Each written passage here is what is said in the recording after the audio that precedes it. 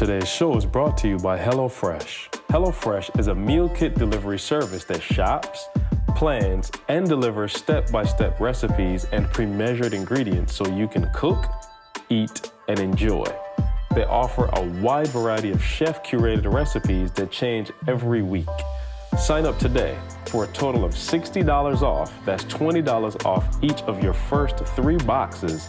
Visit HelloFresh.com/success60 and use the promo code success60. Once again, visit HelloFresh.com/success60 and use the promo code success60. Today's show is also brought to you by Organifi, the best tasting green blend on the market. They're cold processed, guys, to retain all of the nutrients. And if you're looking to fill all the nutritional gaps and buffer out that new stress that your body has to deal with on a daily basis, check out Organifi.com. That's ORGANIFI.com and use the promo code SUCCESS to save 20% on your order. And now to today's show. I wake up every single day. I am who I say I am. And I get what I get because I live in beast mode. Stop being gazelles. You're not average. You're not even good. You were born to be great. Welcome, world, to another edition of the Secret to Success podcast, a very special edition live from Philly. Philly, make some noise. Man, I'm joined, as always, by the Bayesian sensation, Mr. Carl Wesley Phillips. What's going on? Give it up for Carl, y'all.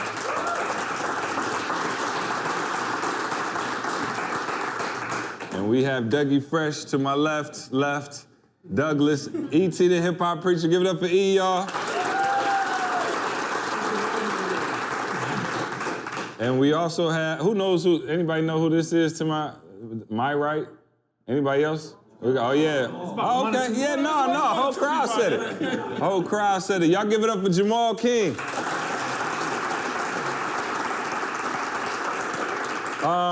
Philly, man, y'all I'm trying to figure out where the city of brotherly love came. No, I'm cause I'm going through my day, and it's aggressive out here. It's real aggressive. I was looking for the Mitchell and Ness store. I was like, excuse me, my man was like, what? I was like, yo. I was like, never mind. So, and then the lady who was cleaning up the room, the housekeeper was like, now me and E always got a little battle about the housekeepers or whatever. But me and my kids were leaving out the room, and she was like, now what am I supposed to say? Fair or foul? We start right here. She was like, Carl, she looked at me and she was like, you need your room cleaned or you just need some fresh towels, huh? I was Wow. She answered it for you. You probably just need some fresh towels. And just grab some towels, like, here you go, boom, and dip. I was like, whoa. So anyway, I was like, yo, Philly, I ain't feeling the love, but now I'm feeling the love, man. I got my people in here. So, no, welcome, man. We, first of all, man, just thank y'all all for showing up live. This is dope. We don't get to do this often. And somebody broke the rule already, Kendall. Yeah, we have one cell phone already. We don't get to do this often, man. So we want to have some feedback with you guys. We'll start a general conversation, but then we want to open it up for question and answer. I know somebody's been waiting with a fair file, so we'll get that fair file. But I'm excited, man. I am pleased to be here. E, you want to welcome the people before we get rolling? Welcome, people. Welcome. Y'all get to see E. This is how he does the podcast. He might be down the block somewhere calling in on his cell phone. I messed up because y'all can see me, so I can't really walk past. Man, I wanted to ask y'all, am I tripping or is it impossible to remember to use gift cards? Anybody ever get gift cards? I had probably, I'm a gift card millionaire at this point. I'm gonna be real. I had all these gift cards, Mo, and I went to every one of them stores and I realized I never used the gift card. I actually went by the gift card of the store I was in to get my debit card. And so I was like, yo, am I tripping or is it impossible to use gift cards? Does anybody ever remember? I got gift cards from the 80s in my closet from to Chi-Chi's. I'm like, that ain't even open no more. Chi-Chi's. You know what I'm saying? I could have used that. That's back Anybody, in the day. E, help me out. Well, I got a lot of them. I got Chipotle I use, but other than that, I got about 30 Chick-fil-A when somebody gave me to give away. I just forgot to give them out, so yeah, I got a whole bunch of them. That's how they get over. No, my problem is I never use it all up. That's what I'm saying. I'm always leaving change. Right, on. yeah, you got $8 here, $4 here. You never know what you got on it. It's a scheme. So anyway, I just wanted to know if I was tripping. I want to talk a little bit about today, just about success, but in general, I want to talk about legacy. And legacy is one of those things that has been on my mind lately, especially because of this guy right here. Most of you know Jamal's story, again, the 9-to-5 millionaire, a police officer. I like that more than 9 to 5 million. Yeah, that's the name of the book. That. You know what I'm saying? I like CJ Brandon, bro. Yeah, I like that. I like that. But of course, Maul was able to build 4 multi-million-dollar companies while still being a full-time Chicago police officer. And it's funny because, you know, when I talk to Maul, and, you know, y'all know I got the crest, they called it a logo. You know what I'm saying? Did we post it? Yo, I don't know, but Maul, like, We he tried to tell me and my wife were in his house. Now, Maul, I told y'all, Maul house is like the size of Philly, right? And so we were in the house and we were trying to count how many crests there were, and he gonna say, man, it ain't nothing but like 15. I said, bro, it's 15 in this room. No, so, that's real. you know, we were walking around. Of course, we got the crest, but, you know, when you talk about legacy, you know, it's funny because these two talk about it a little different, and I don't think it's anything wrong with either one, but I know E is always like, yo, I'm not trying to leave my kids nothing. Like, I give them, you know, advice, and that's it. Like, I'm not trying to interested in leaving my kids, you know, that kind of bread. And Maul, it was crazy because we sat there and talked, and Maul put me on something that I didn't even think was possible with, you know, our people. His kids got a trust already set up. And I was like, a trust? I'm like a trust fund? And he was like, yeah. He's like, I had set it up a long time ago. I'm trying to leave my kids millions.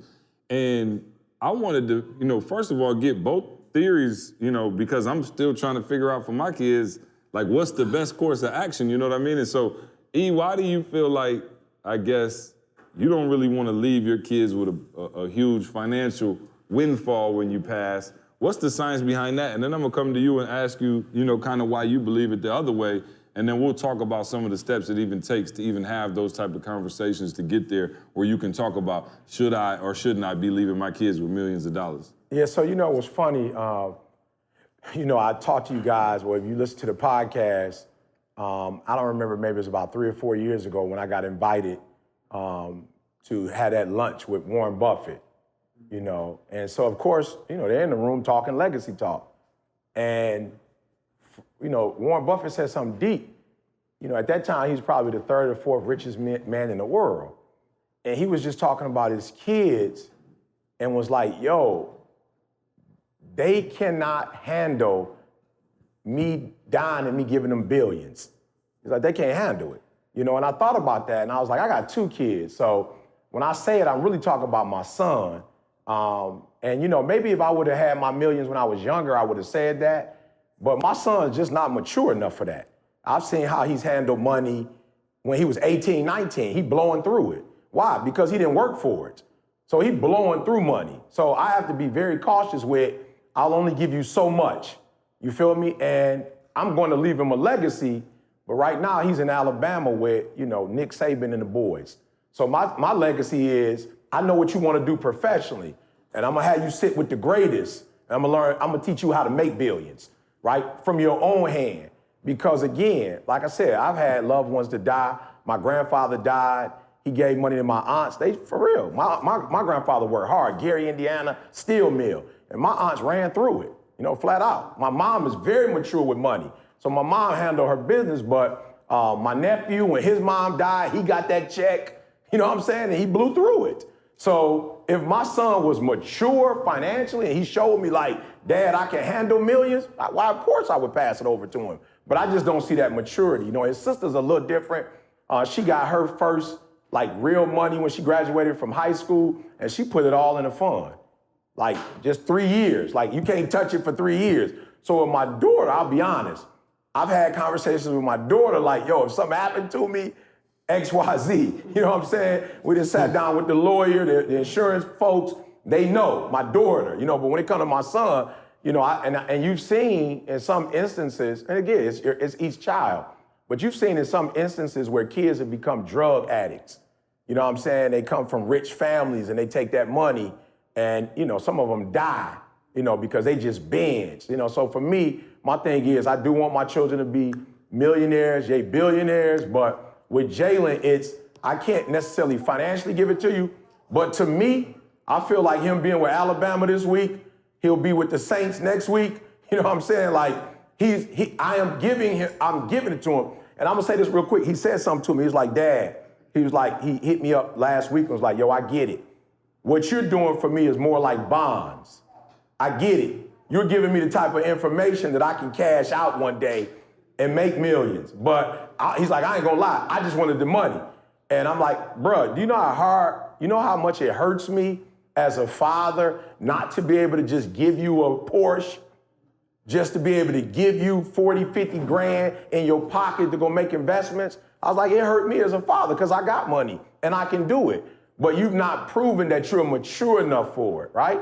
And where much is given, much is required. So maybe if my daughter was the oldest, I might have that conversation because she seems to be a lot more, mature, but just 100. My son ain't he not the one. But I feel like once he earns his own money and has respect for money, then at that point we might be able to have another conversation and I might be able to say, son, here's our legacy. Now I don't want you to take this legacy and build a legacy, but right now he's not, he's not mature enough for that kind of money. Your oldest is only 14, so you feel like they're gonna be ready for the money. You know what I'm saying? Little Jake too, so we had a long time before we could judge whether he's ready. But how do you look at it? And you set up the trust, and you always talk about that. You always talk about the trust. How do you feel about what E's saying, and how do you apply it to your own situation? And what you know what I mean in terms of what you want to leave your kids, and ultimately. I think me and E, we kind of saying the same thing Absolutely. a little bit. Yeah. We kind of saying the same thing, but we want them to have money. Yeah, you want them to have money, but you want them to respect money. Yeah. You want to be able to teach them. I'm blessed to say my kids are young enough for me to actually show them how to respect it, show them how to make it. Mm-hmm. And then by the time they turn 21, 22 years old, they got this waiting on them. So I just look at it like, and I know a lot of rich kids, a lot of times they end up, sometimes you hear about them coming on drugs, like you said. A lot of broke kids too, by the way. Right. You know what I'm saying? That's what I'm about to say. Kids on drugs As a police officer in Chicago, you gotta be on drugs. As a police officer in Chicago, I've seen a lot of poor people also on drugs. Mm-hmm. So a lot of times poverty is kind of, connected with drugs. But I used to always read and hearing about how we as people always have to start over. Why do we always got to start over? How come I can't build something and then pass it on to the next person and then let them take it and then they pass it on to the next person? That's how you start building generational wealth. Yeah. But when I'm just going to make what I make and then now it's your turn. No, we starting over again. I tell you all the time, my dad was a Chicago police officer in 1977. That's the same year I was born. He was making $12,500 in a police academy. He said the day I was born, he was in the academy, going around the academy saying, man, I just had a baby boy. Little did he know, 21 years later, his son would be in the same spot he was in, and then when my dad ended up retiring from the police department, he was a sergeant. He went through the ranks and made sergeant, but now all of a sudden, when he left, he couldn't just pull his stripes and say, here you go, son, this is for you. I had to start all over again. Yeah. Then I had to take a promotional test and get denied. I had to go through the same stuff he went through. And I said, wait a minute, man, I can't do this. Because then my kid gonna have to do the same thing all over again. Mm-hmm. And then my grandkids. So I'm just like, look, I need to find a way where I can make sure we're good. Now I'm going to teach them. I'm going to have them respect money. We teach them I bring my daughters out to the properties and I let them see what's going on. Mm-hmm. I take allowance money from them and say, hey, I think I might have told you before, I take allowance money from them and say, hey, what you want to do with this money? You want to put it in the bank? And they're like, oh yeah, I want to put it in the bank. I say, okay, great. And then after a month, I get them 2 pennies. I say, this is what you made on your money. And they'd be looking like, what's this? This is what the bank is going to do for you. Yeah. Next time, if you want to make some money, though, give Daddy your money. I'm invested in a piece of real estate. And then after 3 months after we sell this property, I'll give you profit from that. And then they'll give me their little allowance. It might be, $100. And they give me that $100. I go hold that and put it in my pocket or whatever. And then after 3 months, after we do a property, I come back and bring them like $500. This is what happens when you invest your money. So legacy ain't just about just leaving them money. I'm leaving them knowledge. I'm making them where they can eat forever, where they can fish. So, but they have to see it. They have to understand it. They got to taste that one side where you get them 2 pennies from the bank. And then they got to see that other side where you actually getting that money that you didn't even have to work for. Just the idea made you money. So that's what legacy about. And legacy ain't always about, it ain't always about present. Right. Legacy to me is past, present, and future. Yeah, we still play Monopoly at my house. No, it's theory right now. I mean, it's actually theory. In a minute, you're gonna have some real dollars to play with. Don't worry about it. No, Edith, what did you think? Yeah, no, absolutely. That's what he said. And like he said, he was fortunate enough, to do it earlier. You know what I'm saying? And so with Boog, it's like I said, where he is right now, it's like most kids don't get that opportunity. And I had to show him that more. Like, most kids don't get to sit with Alabama. You know what I'm saying? Most kids, so you learning from the best of the best. You know what I'm saying? You go with the Saints, you learning from the best of the best. So I'm doing the same thing. I think for me, what I'm trying to do is like find what they're gifted at, what they're good at, and put them in that lane early, and then say, like you said, Maul, like, yo, let's start a business from this.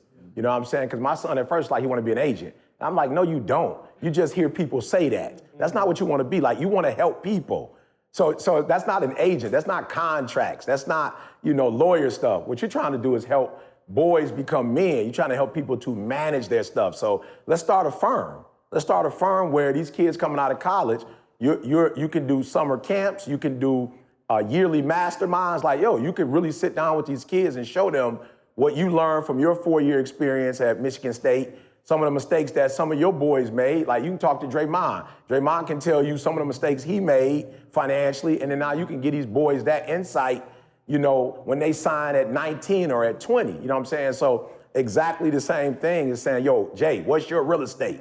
You know what I'm saying? Like, what's the thing that you can make money doing? What can you invest in? And let's put our money and let's put our time in that, and build that thing up. So yeah, but I'll be real, I wish at this age, because he's like, Dad, you said you was gonna get me I'm like, man, I wanted to. You know what I'm saying? I promise you I did. But I've had, real experiences where a father bought their kid a Mustang 5.0 at 16 back in the D, and in a couple of those instances, dudes killed themselves on the freeway doing 120 miles per hour because they was too young to have that kind of vehicle. So it's like, it's hard for me. It's like, I wanna bless you, but it has to be a blessing. Like, I can't give you something because I have it. I can only give it to you if it's gonna bless you. So when you say legacy, that's what I think about legacy. It's like, legacy blesses us. It doesn't tear us down. You know what I'm saying? It doesn't keep us, like you said, stagnant. Legacy actually develops us and takes us to that next level. So yeah, hopefully that's you'll listen good. to the and podcast. The reason I want to ask that question is because, most of us in here are at a point, in our lives, everybody look like, see 20s, 30s, maybe early 40s. But, let's take a step back and look at wealth creation. Right? Like, that's something we really don't ever talk about, especially in our community. We never talked about wealth creation. We talk about get a job. You know what I mean? Like, where I come from, it's just blue collar. Michigan, he'll tell you, we born and raised there. Every single person, you work for GM, Ford, Chrysler, you go, you get a job, you hold on to it for 30 years, you get a pension, you get a retirement, and that was a sweet life. And that's what my father did. And it provided a great middle-class life for us. So there's no knocking it, but when it came to actually making money or creating wealth, I had never heard anybody talk about multiple streams of income until I met E. And E would always tell me, that's how we're gonna make money. We're gonna get multiple streams of income. I'm like, yo, let's get one first. You know what I'm saying? Let's get one stream first, and we get that one going, and then we'll work on multiples. But multiple streams of income was something that, you always instilled in me and Carl, is like, yo, we gotta have, the books, the shirts, the programs. We gotta have different ways, and we gotta be able, you always say, we have to be able to make money in our sleep. Like, no man has become a millionaire when every check he gets is tied to him physically being at a place or a location. It's time. And I remember hearing that and being like, yeah, it would be tough to make that kind of money, and you physically have to be there. And so both of you have done an incredible job of diversifying and finding multiple streams of income. Jamal with, the construction company, the security company, the daycares, the real estate, and your, job as a police officer, which, I guess is just the grocery money. But, That's seed money. 6 months now? That's seed. 6 months yet? 5 months. 5 months now? 5 months to retire. Give it up for Jamal, 5 months. It's like, hey, every time you're on the podcast, you're one step closer. So we'll look forward to it. I always be waiting to hear the number. Like, say the number. But you didn't come from that. You came from a blue-collar mentality similar to me. Why is multiple streams of income and becoming a millionaire and those things so important to you? And where do you think you developed that mentality? Because it wasn't, you just told us your dad was a cop. Your dad was, you said you had started like a business and made X amount of millions, and your dad was like, okay, cool, and your brother got a promotion, and he was like, man, you the my one. son. Yeah, my son, right. So that wasn't even necessarily valued very highly in your family. How do you think about wealth creation, and what advice can you give, you know, those of us here who are trying to grow that nest egg and really blow up? You know what I'm saying? The thing about it, man, like when I was telling you about my boy who was playing football, he was making so much money that I knew that I would never be able to make that kind of money working any kind of job. So I figured though, but I could make it if I had one business making this amount, another business making this amount, another business making that amount. And so you talk about multiple streams of income, I really started seeing like success when my multiple streams of income start having multiple streams of income. So every stream of Break income. that down. I mean, That's so fast. That went Slow right down. over my Think about head. that. Every stream of income that I had, I found a way to create 3 more streams of income within that stream of income. So it was kind of like if you look at like a family tree, right? You got the parent, the grandparents, and then it breaks out, and then it breaks out again. That's how I started seeing my life. And then I started collecting money from all of these different businesses, and then each one of those businesses had several different streams in that business. And then the only business that I have, or the only job that I have where I have to be there is the police department, and that's the one that pays me the least amount of money. right. You know, the one, so right now we're sitting here, we're all talking. You know, you have to ask yourself, how much money are you making? You should always be making money. When you sleep, when you woke, money don't stop just because you off of work. Just because your 9 to 5 end, your income shouldn't end. So as we're sitting here right now, there's some security guards in Chicago and St. Louis right now working, and I'm getting paid every single hour that they're getting paid. Right now we're sitting here talking, and there's some babies in Chicago somewhere that we're caring for, and right now I'm getting paid off of them while I'm here talking to you guys. Think about that. Right now, it's some people in Chicago fixing some properties right now that we're gonna flip and sell in another probably 30 days and make X amount of dollars from, and I'm sitting here talking to you guys. Right now, there's hundreds of people living in my apartment buildings right now, and on the first of the month, they're gonna pay me rent. And so how many streams of income do you have? That's something that everybody, you know, they say that everybody, when you really start making money, you should have at least 7 streams of income. When you really become a millionaire, when you really get good. I think I'm only on 5 right now. Yeah, I'm only on 5. Only 5. You know what I'm saying? But each of them 5 got like 4 or 5 under them. But so. yeah, but try to, multiple streams. Yeah, You know? and I want to come back to that because, like I said, I always tell Maul he's the unicorn because the interesting thing is he did it while having a 9 to 5. And most people would say like, yo, I would blow up if I ain't had to go to work. You know what I'm saying? Like work is in the way of me making my millions and blowing up. And Maul did it. We quit, so I don't have nothing for you. Like we ghosted. We was like, we out. We're gonna go try to make our millions the hard way.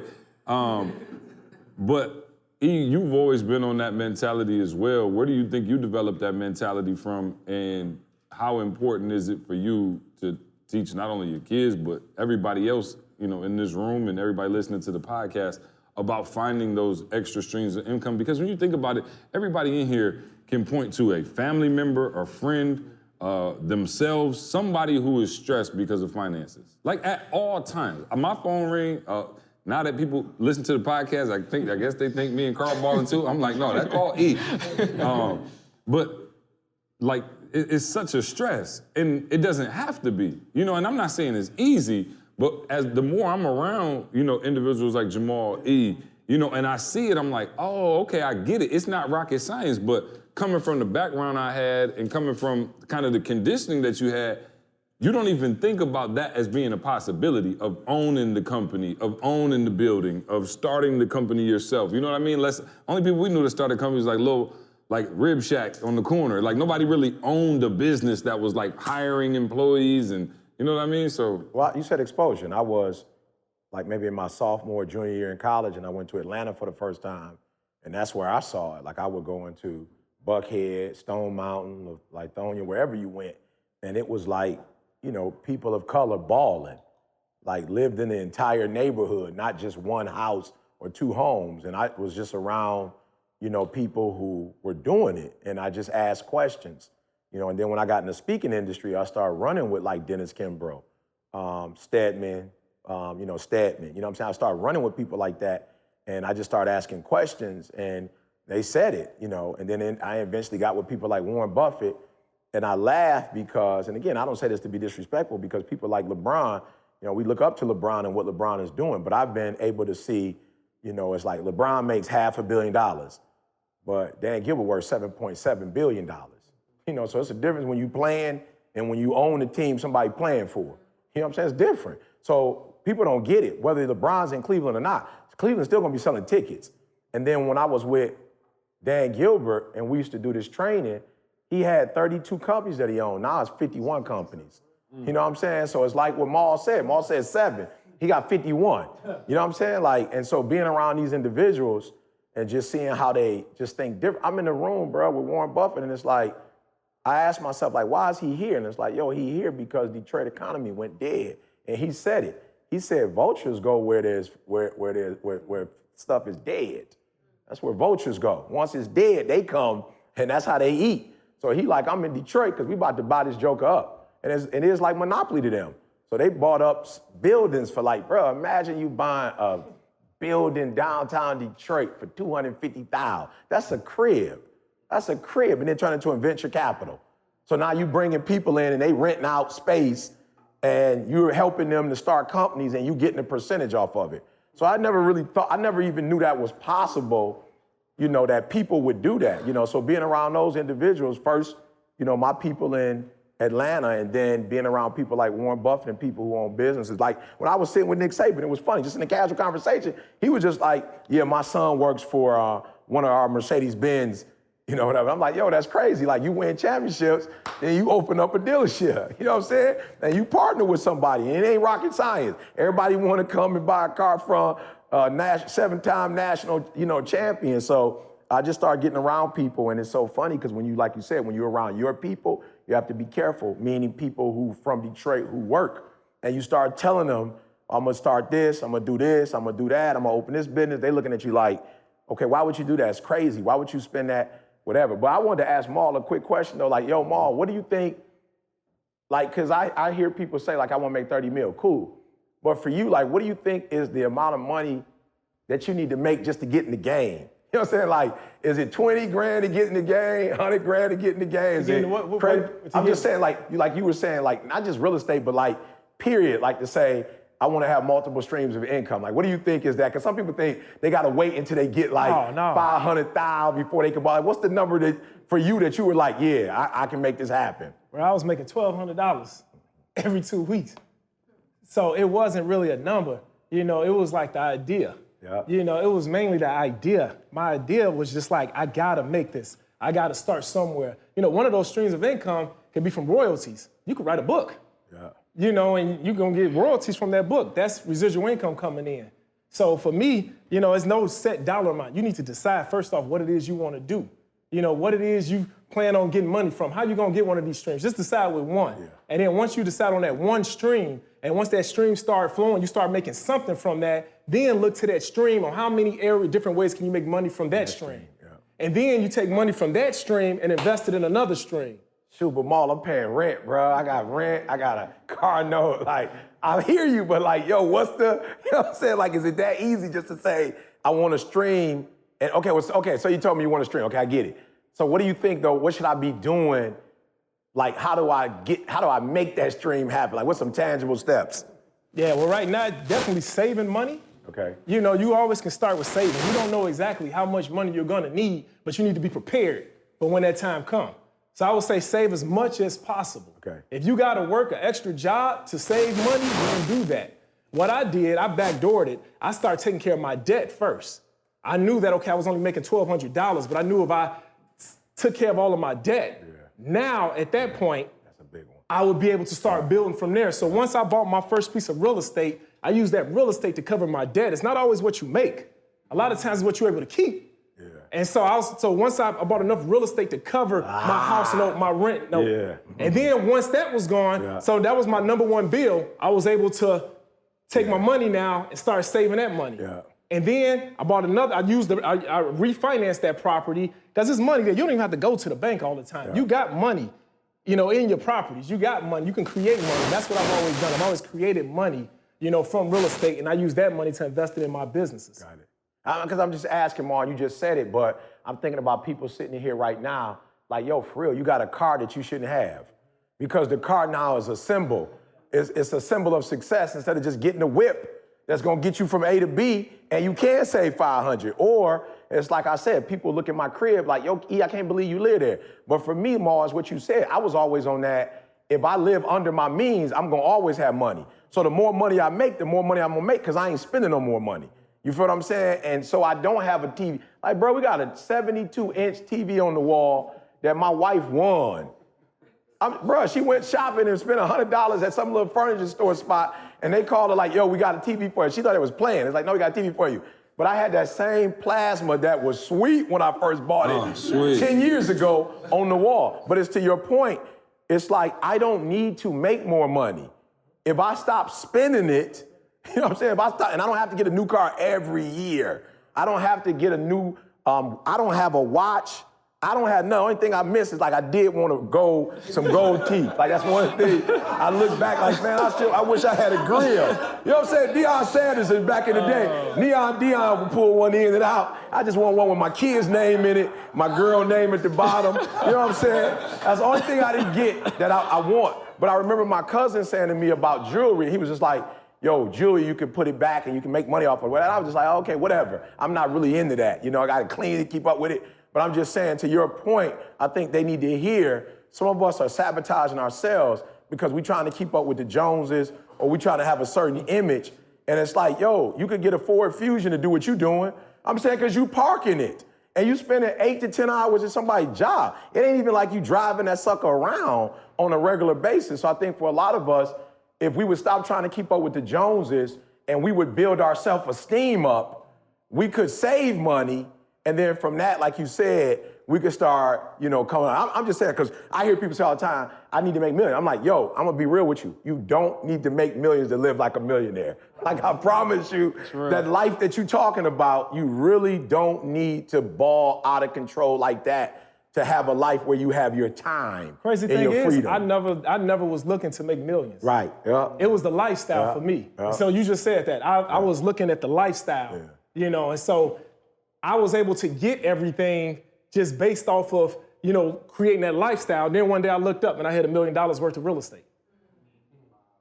I never went after becoming a millionaire. Right. You know, I remember when I went to the bank, you know, I just wanted my house taken care of. I wanted my car taken care of. I wanted my kids' tuition taken care of. I wanted my wife to be able to leave her job. And I remember one day going to the bank and they looked at my portfolio and they was like, wow, okay, you need to speak to a different banker. They were like, you know, you're a different person. Private banking. Right, and I was, at that point, This is it. He had to go to a private little location I didn't go no more. yeah, but at that point, I was like, you know, what's that about? Right out in front of everybody, like, yeah, 5, 6. At that point, they were talking about portfolios and things like that, and I didn't even know that I had a portfolio. I didn't even know what a portfolio was. Yeah. So I want to ask a question, and the thing for me is I don't think it's information. Like, so how many people, for real, I ain't want to put people out, but how many people pay themselves out of what you make every month? That's probably like 5% of the room. Like, this is stuff that you've heard before. Who's heard that you should pay yourself before?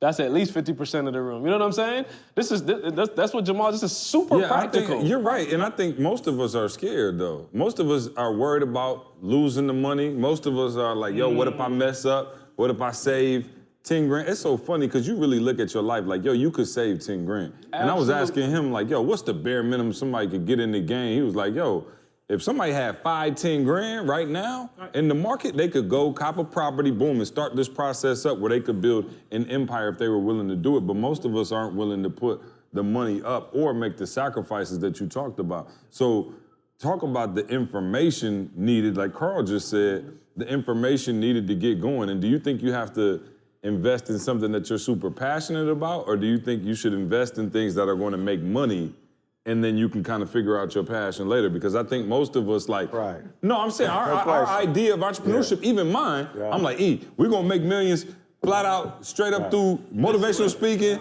helping people out, all of that. And now we got a solar company that's worth millions. You know what I'm saying? I never thought solar was an option or anything that we would be doing, but it's a vehicle to run the checkup and provide a great service. So I don't even look as an entrepreneur now. Now, barring it being morally and ethically responsible, right? You don't want to do nothing crazy. But if somebody came to me and was like, yo, we got, X, Y, Z, and it works, you know what I'm saying? I'm like, okay, I understand the mentality behind it now, and I didn't understand the mentality before. So real estate was never intriguing to me because I didn't know about it.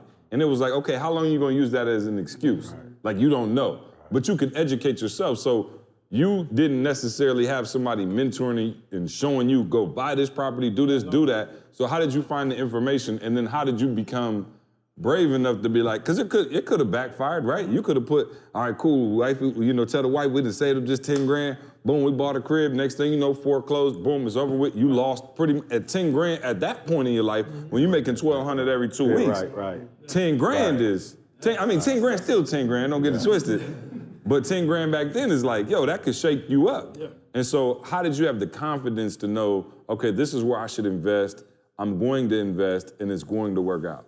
Yeah, bro, I always say the numbers don't lie. And so for like my first property, I had to ask myself, I always say risk versus reward. Mm-hmm. Y'all, you write that down, risk versus reward. Is the risk of losing 10 grand worth the reward of being able to net yourself $3,000 every month from this property for the rest of your life? And then you could pass this bill on to your children and they can make the same amount.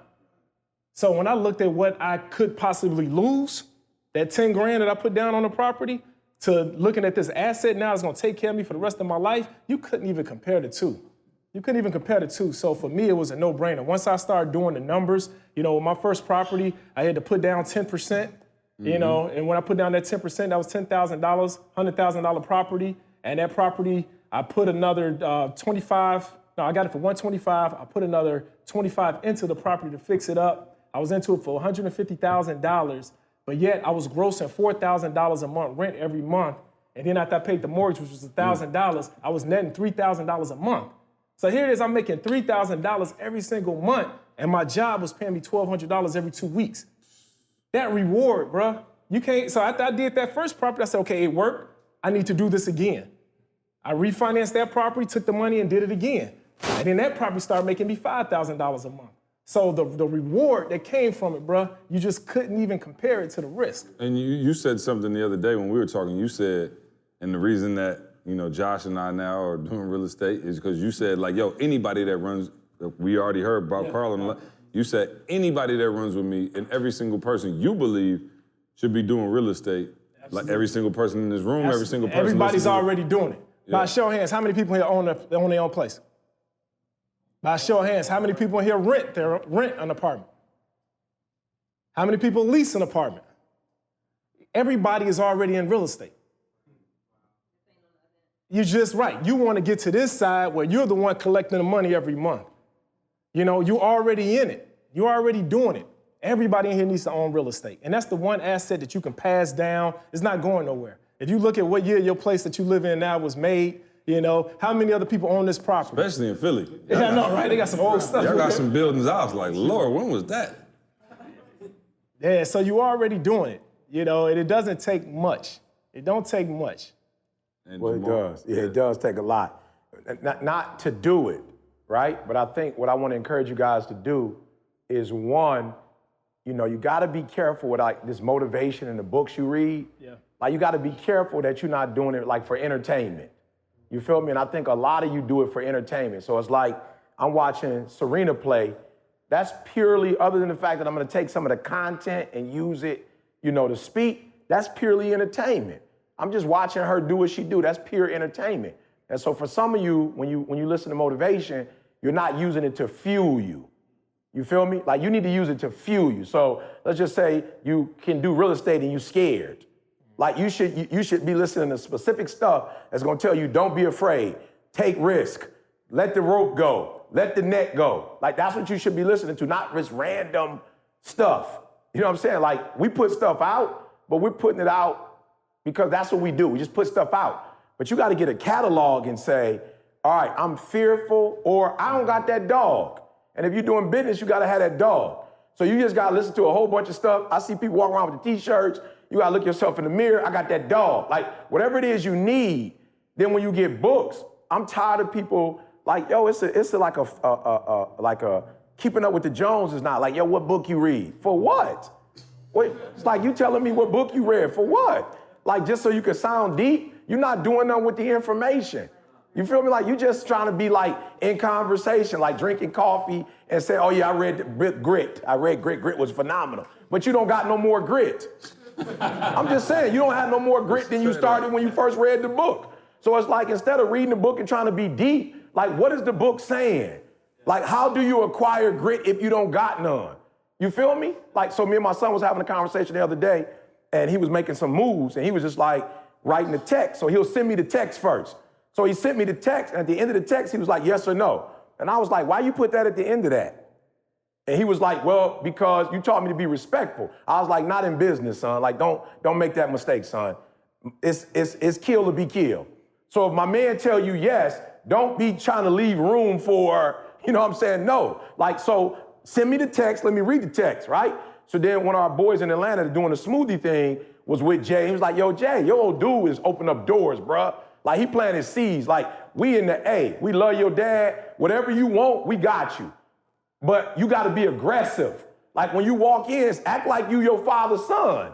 Like this yours, your dad and I had to tell my son, I was like, son, it's like Christianity.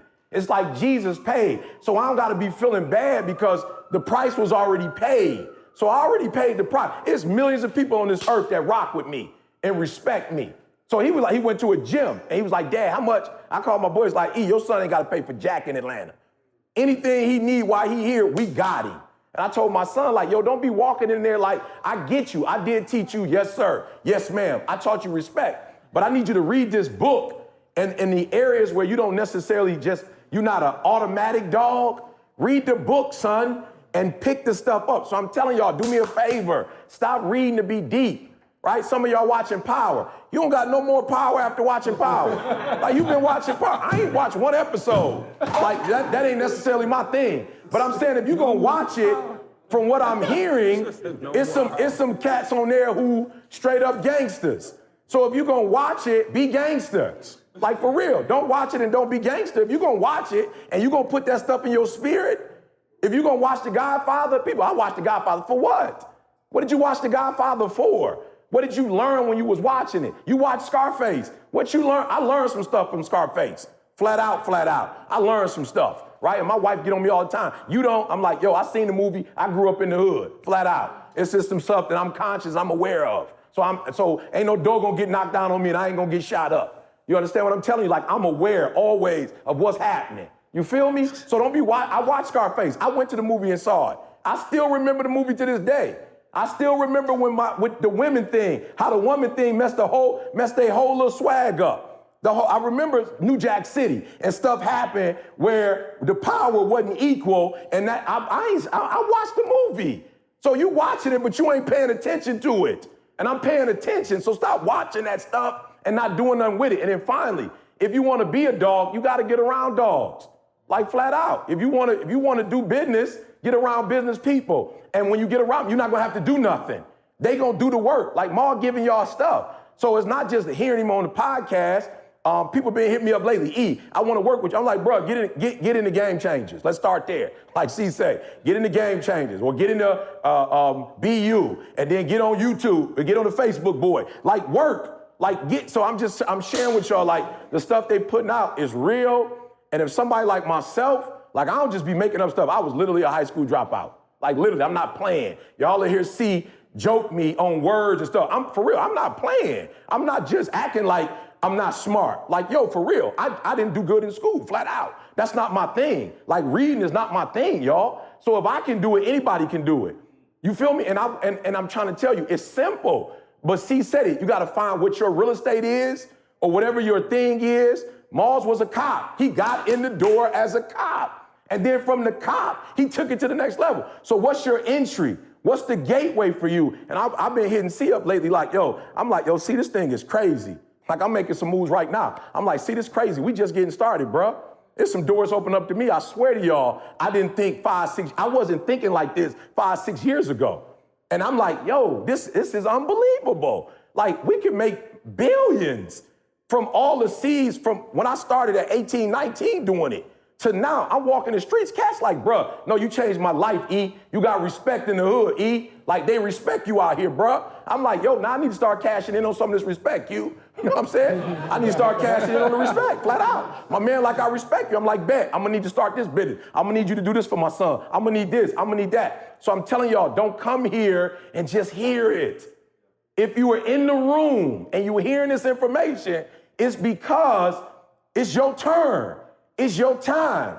But what we cannot do, we can't give you the information and then do it through you and do it for you. And that's where a lot of you go wrong. It's like you think just because you around it that you entitled to it.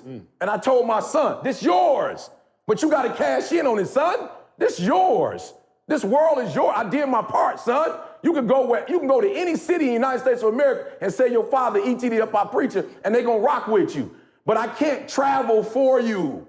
I can't open my mouth for you. I can't make decisions for you. I did everything I can. Now you gotta go activate it. And it's not hard. So if you in this room, you know how many people live in Philly that ain't here? That know we here and they not here? You here. You this close to the doggone fire. Get burned. I'm just saying, you this close to the fire, get burned. And my son, I think, had a 3-hour conversation with Maul. I told my son, I said, bro, I'm gonna be real with you. Here's some stuff I ain't playing with. I'm not interested. You 23. This is our legacy. Go, I can't do everything. I got the bread. Go do something. The man is sitting there. Don't just be cool with like, that's Uncle Maul. For what? What you want to say that's Uncle Maul for? What are you getting for that? Go sit down and learn, and then we can start a real estate. You can start, your sister can start, y'all can start that business. But me and your mom, we done our part. We can't do everything. Y'all grown now. It's time I need a return on my investment, son. You grown. I did what I was supposed to do. Now you go and put your shirt and tie on and knock on these doors and meet these people. And if you can start 10 businesses for us, go for it. You feel me? So come on, y'all. Activate on 3. 1, 2, 3. Activate. Come on, 1, 2, 3. Activate. Come on, 1, 2, 3. Activate. All right, make a vow. Put your hand on your heart right now. Put your hand on your heart. This stuff shouldn't be given out for free, y'all. I'm just being real. I'm being real. It shouldn't be given out for free. Grant Cardone ain't doing it like Maul doing it. He's not giving the information out like this. Put your hand on your heart and make a commitment to yourself that one of the things you hear today, you're going to do something with it. I'm not saying a whole bunch, but one thing you heard today, if it's saving, that you're going to stop eating out at lunch. You're going to stop eating out, and you're going to save your lunch money, and you're going to put your lunch money to the side. Or you might have cable. I got the basic cable. I got like one ESPN. That'd be killing me. I'm like, can you give me the code so I can watch? I just want to watch one game, see? Yeah, my line, I call, can I get the code, bro? I promise not to, I'm a Christian, so I'm not about to go there with it. But I just want to see one Serena. I just want to see Serena once, and I ain't got ESPN too. But for real, I'm number one motivational speaker in the world with basic cable. I'm number one in the world with basic cable. You got the whole hookup. And you're not even where you want to be financially. You got the supreme package. You got HBO, Showtime, Cinemax, Star, On Demand. You got everything. On Star. Okay, Power on Star. All right, Power on Star. Okay, all right. Power on Star. I had to watch Power. So close your eyes real quick. We're going to get back for real. Nobody got to talk to nobody. To yourself, say, you ain't got to say it out loud. I make a vow that so far, this one thing I heard, when I leave, I'm gonna go back and tell my spouse, my best friend, my accountability partner, and we're gonna make this thing happen. Maul will not see me a year later, and I'm doing the exact same stuff I was doing before. One thing he said, I'm gonna put in practice between now and this time in 2019. Just say that to yourself and be specific, whichever one it was.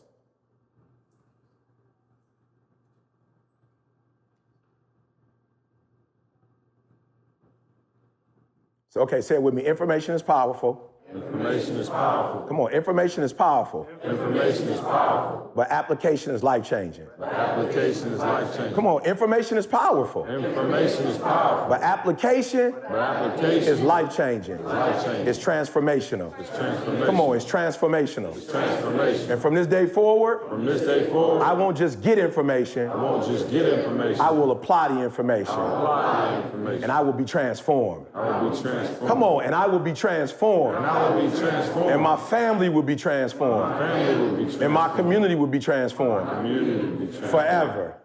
Good. Maul, thank y'all for the information, bro. I promise you from Utah. I heard some stuff in Utah, and that's why I had a call with my son, like, it's go time, son, so thank you. I got some more information I need y'all to apply. Organifi. Apply this information to your life. Where my Organifi people at? There he is, right there. You know what I'm saying? I got a couple. Anybody else on the Organifi line? Okay. Yeah, okay, Philly. I see you. Man, Organifi is here. Obviously, I've been drinking it this whole day. We drink it all the time. Of course, we try to bring you guys products and things that we actually rock with. We get, Carl, people emailing every day with all kind of crazy stuff, and I promise you, we turn down 9 out of 10. Right. But we found a company and a product that we really rock with. Super healthy for you. The green juice right here. Look, we just, boom, you drop it in the water, shake it up, and you're good to go, man. Tons of vegetables. Sean Stevenson, our guy, our resident health expert, has sworn off on this stuff, man, and we've been drinking it, feel great.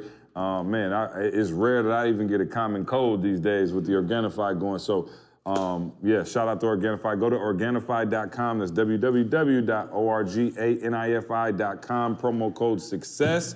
All right, and get 20% off. They got some other stuff too, so go check out those products. Shout out to everybody who already checked it out. My man, you like it, bro? Oh, yeah. Wifey like it too? Okay, good. Which one? You just do the green? I do the green and the red. And I tried the gold, but the gold. You ain't like you want feeling the gold? Yeah, that's E favorite. It's a brain thing, though. That's why I need it. It worked for your brain. The turmeric. The turmeric worked for your brains. Yeah. Oh, you got the pill? Okay, cool. All right. Really quick, man, I know I don't have to introduce this gentleman. No, not in Philly, you don't. Yeah, not in Philly. Not in Philly, you don't. Man, my guy, I want to introduce first time on the podcast, man. All right, before y'all go there real quick, this segment is brought to you by HelloFresh. With HelloFresh, each box is made up of fresh, responsibly obtained ingredients selected from high-rated, trusted farms. There are 3 plans to choose from. There's the classic plan, which contains a variety of meats, the veggie plan, which contains vegetarian as well as plant-based proteins, and a family plan, which are quick and easy meals for those of you on the go. With their global eats options, it brings authentic international dishes and flavors to home cooks for exciting new meals. This is the stuff that you guys are not cooking. It's not the traditional rice and potato and, all the stuff that we're doing all the time. It's not the pasta, y'all. It's the international, traditional stuff that's coming right to your home with all the seasonings, everything that you need. All the ingredients are pre-measured and labeled meal kits. Cooking will become something you actually look forward to when coming home from work. This week, my family did the pesto flatbread, AKA the posh pizza. We did the truffled mushroom flatbread. That was another one. My son is into whole pizzas and flatbread, so we try to do a lot of that. And then we did the sweet potato and black bean tacos. That one was another very, very, very delicious one. The avocados, man, cilantro, don't get me started. When you guys subscribe to HelloFresh, there are many benefits so you can keep enjoying week after week. Get delicious filling meals delivered right to your door every week for less than $10. You heard that right. You're going out to eat. I'm sure you're spending more than $10. You're getting that drink, them extra fries. I know. So less than $10 per serving and free shipping. Manage your account easily by choosing your delivery date to match your schedule. And you can pause it when you're on vacation. So sign up today, guys, for a total of $60 off. That's $20 off each of your first 3 boxes. You guys can go to HelloFresh.com/success60 and enter the promo code SUCCESS60. And that's, again, HelloFresh.com/success60 and enter the promo code SUCCESS60. And that's the number 60, guys. Y'all give it up for my man Q.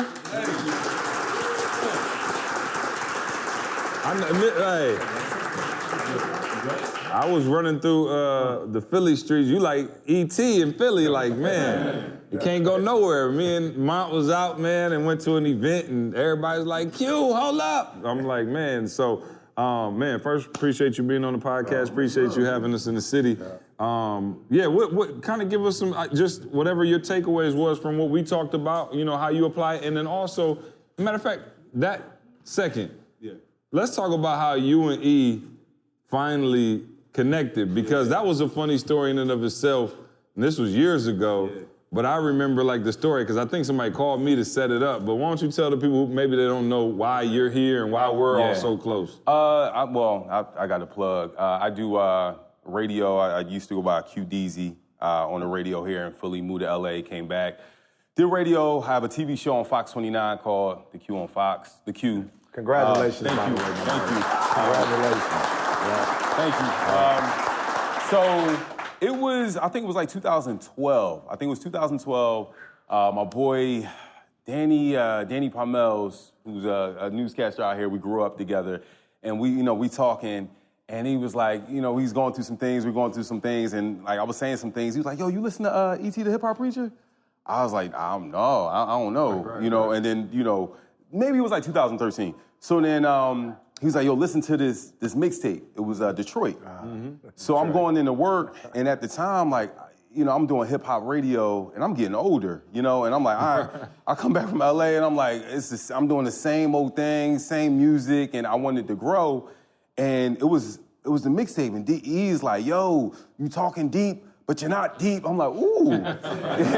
And it started to penetrate me. And that night, I heard it, and he was just saying, like, man, you need to, y'all watch the 3 o'clock news? Y'all watch 3 a.m. news? Do y'all watch that? And I know you don't watch it, you're lying. And, and I was like, man, I want to be like that. So that night, I'm listening to E's stuff like 11 p.m. and I wake up at 3 o'clock in the morning. I jump on the bed, tell my wife, I'm like, I'm up, let's go. And just like applying the stuff that E was saying, like this was the first time in my career and first time in my life that, I was the oldest and, I was like the OG and there was nobody around that could really mentor me. And I would listen to E all the time. I would post this stuff on my Instagram and somebody said, well, E is coming to Atlantic City and, maybe you should, go out there. I said, no, go out there. I got to get him on my show. And I emailed E. And I'm thinking I'm talking to like, one of his people. And he was like, you called me. And that was 2014. And he came on my radio show and I told my boss at the time, I was like, look, we got to bring this guy on, but I'm stopping the music for an hour. And she's like, we don't stop the music here. I said, well, y'all gonna have to fire me because we're gonna bring him on and we're gonna stop the music for an hour. And we stopped the music for an hour, and I think we went like an hour and a half. We played Toby's music for the first time. Hey, give it up for Toby. And Toby blew up since that. So but it was, it was a time in my life where, at the time my mom just got diagnosed with cancer. She's now passed, but it was certain things where I was just like holding on to like not doing things I needed to do in my life. And I told E I wanted to be on TV. I was working at Fox and they had me on like a little bit. And through E's, his work and just being able to be, being able to talk to him, I transitioned. Yeah. I made the shift. Yeah, and now you got the TV show, which is coming on in Atlanta. I'm watching it. You got big time guests coming through. Detroit, and it's in several markets. But talk about the application side, because like E said, it's one thing to have the information. I can remember back in the day, and E don't do it now, but back in the day, we would go places and E would be like, he would give out his phone number. And I'd be like, yo, what are you doing? And he like, you don't understand. See, nobody gonna use it anyway. And I used to be like, yo, what? Like, we wasn't big time, but we was getting there. And I used to be like, you remember D, he would just like say his number, like to the back of the room. So people be like, and everybody would write it down. He'd be like, don't worry about it, nobody gonna use it. And sure enough, he was right, nobody did. So it's one thing to get information, to have access. What was the thing that kind of made you say, not only am I going to get this information, I'm gonna apply it, and now we've seen your career skyrocket. Like, it's been a blessing to watch you, as a brand ambassador and the TV shows and back doing the radio and, really just taking this thing. I know myself and you have had some conversations about how to take the brand even further and make this thing global, because I believe, and y'all watch it, but Q is going to be that next dude, the Steve Harvey, whatever it is, hosting everything. This dude has an incredible personality, even more so his love and care for people. He's hilarious. And so what was the thing that said, okay, I'm not just gonna listen to this guy, right? And like E said, be entertained, but I'm actually gonna be transformed by it. Well, E, you just said one thing, like I was around it. Like I was around millionaires, and when I went to LA, I'm in people's homes and it's a $19 million house. I'm at Jamie Foxx's house, and it just became, it wasn't enough. It wasn't enough just being around it. Like, I'm like, this is cool, and I'm going back to my apartment, I'm like, man, I know such and such, and I can get them on the phone. I'm like, what am I not doing? And literally through the YouTube and through the mixtapes, I'm like, yo, he talking to me. Like, I'm telling you, the one thing that pierced me and penetrated me was like, you sound deep, you're not deep. You know, you think the guy with the Hyundai wants to drive the Hyundai? I was like, ooh, why is he? You know, so I literally just started, the one thing I started doing was like, I looked myself in the mirror. I was like, I want to be on TV and I want to do certain things, I got to start taking myself seriously. You know, I need more hours in my day. I had my first son. I started waking up at 3 o'clock in the morning. That gave me more hours. I started working out, you know, because I always felt like I had the tools, but it was just certain things of just applying, like getting up in the morning, being serious about my diet, studying, and those things I started doing, and I just started seeing the work happen, and then giving back to people. All the things E talks about, you know? So I literally, for me, like people say, man, if it wasn't for you, E, like literally, I would have just, I don't know where I would have been. And, you know, I talked to E when I had a decision. I was doing morning TV and I was on the radio, but I always wanted to do TV. And then my radio station saw me moving on TV. They was like, look, we need you to do morning radio. I was like, but I'm on the TV. They was like, well, you gotta make a decision. All right, application, let me hear what E's saying. All right, boom. I ain't had to call him, I just listened. All right, cool. I said no to the radio. Okay, they let me go. They flip formats, let me go. I'm down a salary, I'm doing TV. I listen to E some more. Every time you get on TV, smash it. I'm going above and beyond. Hey, I need a camera to go interview such and such. We ain't got no camera. All right, I hire my own camera guy. So now I'm rolling like myself. I got my whole studio, I'm doing my own thing, so I'm just dropping my stuff off. Fast forward, they offer me the show. I didn't even have to offer them the show. They offer me the show, and then the radio station, they come back and say, look, we want you to do radio. I'm like, I can't really do it at the radio station. They built a studio for me at the TV station. Come on, Q. So it's guys, it's mentors like E, you know, and it's, you got, like you said, it's application. Yeah, one of the things that, you know, is crazy, like all my friends who have like traditional 9-to-5s, they like, you lucky, you don't never have to go to work. You just do what you want to do. And I say being an entrepreneur is honestly, it's one of the scariest things you'll ever do, right? Like you're only as good as your last hit. Like somebody could come along, if they better in radio and they better on TV, they're gonna be like, Q, it was a great run, thank you, see you later. And I think that's the thing about entrepreneurship, and that always, like, I always say, let the fear push you. You know what I'm saying? Like, I wake up knowing, like, hey, if all of a sudden he decide he just ready to be done and move, we gotta make moves, you know? And I always know, like, yo, don't become reliant on one thing, or don't become reliant on this or that. But as an entrepreneur who's, you know, not like you said, you've been making moves, they dropped the salary, up a salary. How do you deal with that? Because sometimes, man, that's a lot of pressure. Like I said, I watched my parents, and it was like, they knew exactly how much money was coming in every single month. I mean, come hella high water, the check was gonna be there. And even my wife, you know, she works for a large corporation, so her check is the same.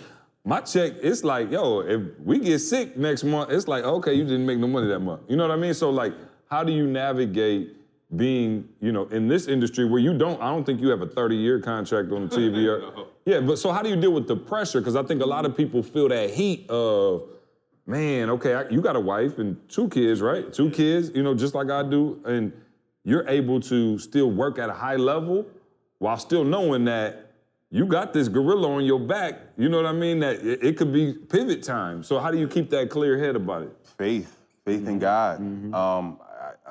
My thing is, so my mom and dad, they were married for 44 years. My mom, my dad retired. My mom was like, I'm retired. So for the first 4 years of my parents' retirement, they cruising, they doing all this different stuff. And then year 5, my mom has cancer. So then the last 4 years of my life, my mom's life was hell, right? And I'm like, man, she worked all that long time. And we always look at like, we're gonna get over there to the promised land, retirement to the promised land. And I'm like, so, you know, when all that stuff was going on, I get introduced to E, and I'm like, yo, I know what kind of life I want. I know what kind of life I deserve and my family deserves. So for me, it's not really pressure. It's more pressure of like the life that I won't have if I don't push it forward. it's like letting the fear push you. You know, so and for me, it's like you watch Power. I'm looking at how Ghost is moving. I'm like, Ghost is like, you know, he moved like you taking that application. Like I'm doing radio and TV now. I'm about to have to watch it for Ghost. You know what I'm saying? I gotta watch it now. Like, whoa, I gotta watch Ghost. You know Yeah, but for me, it's just like that's what I'm not even thinking about right now. Like radio and TV is cool, but it's the other businesses. It's the outside things that I'm working on. It's getting up at 3 o'clock in the morning. It's cutting other BS out that I have more time to develop other things other than radio and TV and ownership. So you were more scared of the fact of what would happen if I didn't do this than what would happen if I tried and failed. Yes. And I think a lot of us like don't live like that. Like we might say it in our minds, but like it's scary to try something and fail, right? Like you tell everybody, like I tell E all the time, we could have looked real dumb. Like Diddy here, my wife here, we're like, yo, we about to quit our gigs and do YouTube. And they was like, do what? YouTube. Well, how y'all gonna make money? Not exactly sure. Like that's a bad one to blow up and have to go back to the university like, hey, y'all hiring? You know what I'm saying? Like that little 38,000, let me get that back. You know what I'm saying? Like but that's a real concern. Like, yo, I told somebody the other day, like, I remember I was 2 years removed from a master's degree and had to call and borrow $500 from my mom. Like, yo, that was a real concern. That hurt. Like, I remember being hurt by that. And I don't think a lot of people are willing to go through that type of pain or, you know, and we could probably sit here all day and you could talk about stories from getting, you know, cut from, you know, roles or audition or whatever they call it in your industry, telling no, door slammed in your face to finally get to this level. And so to hear you say that and to watch you work has been incredible, man. So y'all give it up for my man Q, man. Appreciate you, man. Hey, I just want to say real quick, C talked about it. You know, we've been talking to Q, and Q made me think of something. You know, we talked maybe about a month ago. I was like, yo, Q, just send me some stuff like I don't think you've ever thought about what you do as content. Like, I don't think you ever thought about, like, you just do it. But I was like, Q, do you know how many people want to do TV and radio? You know, so I want to encourage you guys. Actually, I feel more faith, if that's the word, I feel more faith with what we've done than I feel fear. You feel me? Because what we've created is a body of work that we will forever be able to use. You know, so let's just say, for instance, he said it don't work out. Well, we can go to a university and teach entrepreneurship. Like we can go to Harvard or Yale. Yeah. We can go to Princeton at this point with all the work we've done and easily teach a class. How do I know? Eric Michael Dyson has done it. You know what I'm saying? All the big boys, they've gone to a university and they teach once their career is through. You know what I'm saying? Like Eric Michael Dyson used to be a man. Like he wasn't always a professor. I'm just being real. There was a time when anything that went on in the community, he was on TV talking about it. Al Sharpton. Al ain't the man like that no more, but I think he's on, what, MSNBC, NBC? I don't know what he does, but I saw him doing, I saw his face on it the other day. I'm like, yo, my man is getting a regular check. You know what I'm saying? And he doesn't have to, I'm sure his check is higher than most people because he did walk with Martin Luther King. You know what I'm saying? He was back. So I'm just trying to tell y'all, you don't have to be afraid. Your fallback is greater than, I'm just being real. My wife hit me the other day like, Vegas, Anita Baker is gonna be in Vegas. Well, Anita Baker, Anita back, Anita touring. You feel me? And Anita got that group of people like myself who listen to everything. Anita on tour. Bobby Brown got a doggone special on BET. I thought Bobby was dead. I thought my man's career was over with. I thought my man, after Whitney, I'm thinking like, ain't nobody gonna rock with my man no more. Like for real, when Whitney died, people was like, yo, that's because of Bobby. Bobby got a doggone like BET about to run that sucker for the next 6 months. My man about to get a check off of that. But then they touring again. You feel me? And what's so deep is if you sweet, you don't gotta be afraid, right? Bobby went and did his own thing. They still back together, but Bobby was like, yo, I gotta go get this paper. It's my prerogative. You know what I'm saying? Bobby like, I gotta go get this paper. And Bad Biv DeVoe came together and was like, all right, you do you, right? We gonna come together. Poison. They was doing their tour. You feel me? So didn't nobody lose. They had worked together for so long and traveled so much that they had actually created a new career for themselves from that career. So don't be afraid. So if you're doing TV radio, When you leave, you can teach other kids how to do TV, radio, and get paid from that. So I'm just trying to tell y'all, they want y'all to be afraid so you can be trapped. But what happens is you're gonna be powerful and you're gonna own you. You're gonna own your content, and there are gonna be people out there. I got my sheep. If I stop right now, I got my people that's gonna rock with me forever because like you said, you changed my life. So I got thousands of people that if I decide I don't never wanna do nothing again, I'll just do some online and just be like, $99 a month, I'm just gonna work with y'all. And they like, here go $99, let's go. So do not let them fool you. Do not be afraid. Every day as an entrepreneur, your portfolio is growing. And once your portfolio and content grows, it's gonna always be somebody out there in the world that wanna fool with you because they need to know what you know and they don't wanna go through all the hardships that you had to go through, so they willing to pay you $3.99 not to go through that. So don't be afraid, y'all. Real quick, let them know where they can catch you on social media. We got a few people listening to this podcast now, Q. You know what I'm saying? Pub your stuff up. Instagram at Quincy Harris, QuincyHarris.com. There it is. Appreciate you, Q. Get up for Q again. All right. We have a little segment we like to do on this podcast called Ask ET, and we're gonna do it live, all right? So, this is how we're gonna do it. Ask ET, raise your hand, and we'll call on you. We'll try to get a few in here. How long we been going? It seemed like 20 minutes. Okay, an hour hour 20. You know, we usually try to get to 90. But I see Neo in the building, man. I see Rob back there, man. What's up, Rob? Philly legends, some Philly legends in the back. Man, hey, next time we come, I want both of y'all on as well, man. Real quick, let's get it started. Just stand up where you're at and try to speak loudly. And this is, I'm sorry. Yeah, grabbing the mic now. Oh, we got a house mic? Yeah. Oh, okay, sweet. Yeah. Hey, we got budget going up. Budget going up. Neo about to charge us a little bit more for that mic.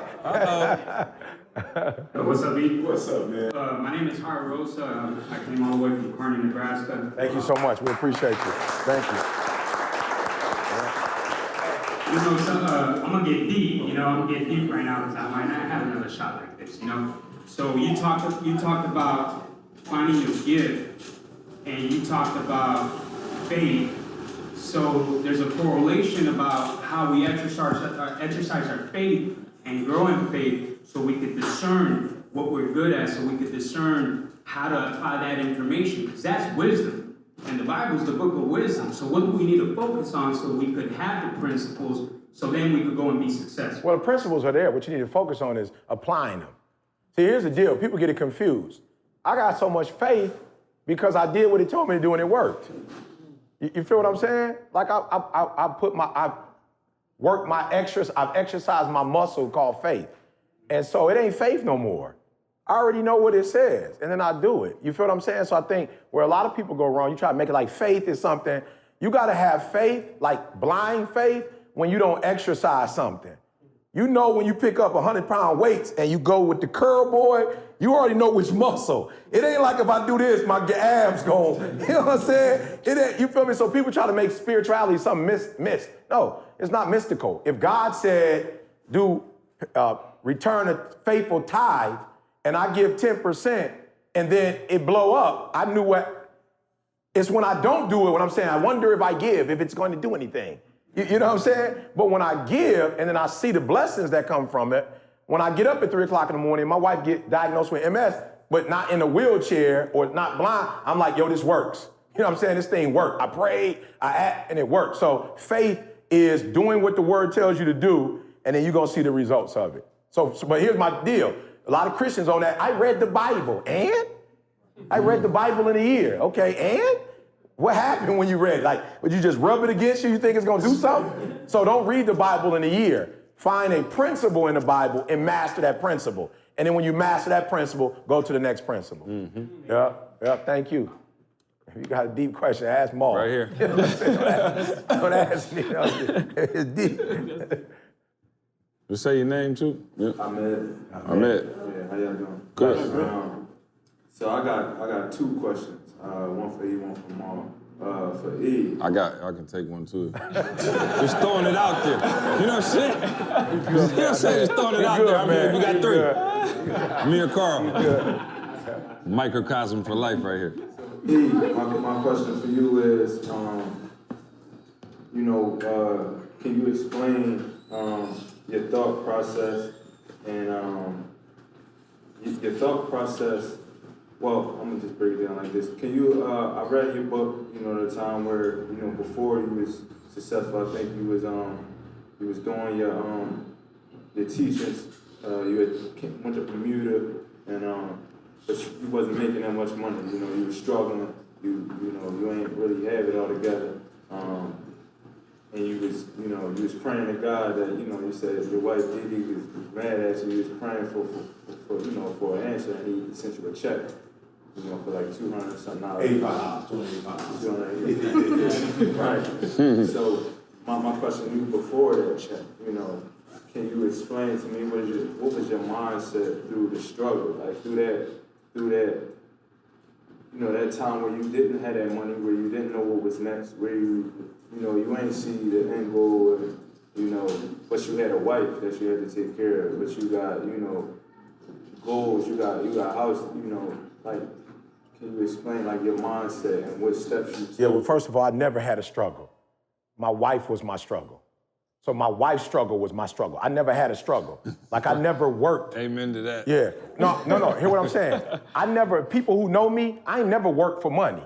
So I was never in the hood trying to make no money off the GD program. My struggle was, I wanted to do this, but my girl was like, how we gonna eat? So it wasn't my struggle. It's like, God, this your struggle. Because you put in my heart the love for people like you put in there.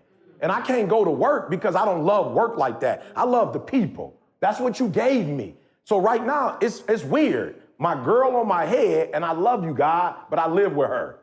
You understand what I'm saying? I love you with all my heart, but I live with her. And so it's tough when I'm at this GD program killing. Listen to me. I don't care what nobody tell you, bro. I'm probably more successful then than I am now. You understand what I'm saying? And what I mean by that is the more successful you are, I can't do what I love no more. You understand what I'm saying? Like we doing podcasts, we having meetings. When I'm back in the day, bro, it was just all love. I'm in the hood all day. I can't do that no more because I'm one of the top speakers in the world. So we gotta do other stuff. So I was always successful. Like I was always loving that work. But my girl was like, how we gonna eat? And so I was just like, yo, God, you gonna have to do something. Because what you want me to sell dope? What you want me to do? You want me to rob? I was robbing back in the day to make money, and that didn't work. So what you want me to do? You're gonna have to take care of this for me. And so then the check was just a sign from the Creator saying to me, you don't have to worry about money, son. I will always take care of you. I will always make sure you eat. Why? Because I ask you to care for the people. And when you care for the people, Martin Luther King wasn't no millionaire. Malcolm wasn't no millionaire. Garvey wasn't no millionaire. Rosa wasn't no millionaire. Does that make them less successful? Did that make them less successful than the dudes that was making bread? No. Because Martin Luther King, without him, a lot of us wouldn't be where we are. So it was just, and you saw it with Rosa. You go back, with Coretta. You go back and look at Coretta. Coretta was tripping. Coretta was like, why we moving in the hood? Like, why we making these sacrifices? Why we putting our kids through this? And he was just like, yo, I've been called. So I ain't never had no problems with the work. I never saw myself not successful. It was just, shout out to Will Smith. Y'all with Will, but y'all ain't with Will. The song that changed my life, Will Smith did, was called Caught in the Middle of Love and Life, right? That's a song, nobody don't even really rock with that one. That was Will's first one. He talks about being caught between love and life. And I was just like, God, that's me. I'm caught between love, I love my wife, but my work, I love my work, and you're gonna have to fix it for me. And I promise you, to this day, God has blessed me and continues to bless me. You know what I'm saying? And my wife now understands, and she rocking with me on this journey. But again, no disrespect to my wife, but she's like, yo, we do got a family to feed. And I don't know the way you doing it if we gonna be able to eat. But again, people just came out of the woodworks and just started blessing me with money. People who were older got me a building, got me a grant, started putting me on TV, on the radio. And I eventually started getting these opportunities to make money for what I was doing. So, but please hear me. I was always successful. And I don't mean that like in a disrespectful manner, like, yo, I was always successful for me because what I've been called to do. I don't look at myself and say, well, now because I can live here, do that, I'm successful. No, I've always been successful because for what God has called me to do, like Q said it, that's YouTube. You weren't getting charged for that. The mixtape, you weren't getting charged for that. And even with that, it was rough for us because C was like, okay, the mixtapes is cool, E, but some kind of way we got to make money. How do we do it? And so we started doing albums and we started doing like Ignite the Dream.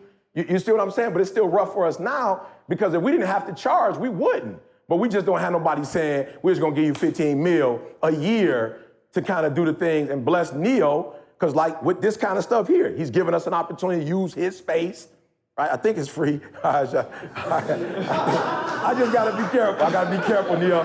Neo like, hey, E, that was the last time. Like, you owed me this time. So I was always successful, but there is that, whatever. But don't forget, you got a question for Maul. Yeah, for Maul, just real quick, so kind of piggybacking off that, like y'all, everything I hear from all y'all is all about passion, follow what pushes you, what you love. But when I hear your story, I hear that, kind of like what she was saying, like, is it follow your passion or is it more so, get involved with other things that will make you money, So it's like, I want to know, like, what was your mindset? Like, what is your passion for one? And what was your mindset when you made the decision to do a good question. Yeah.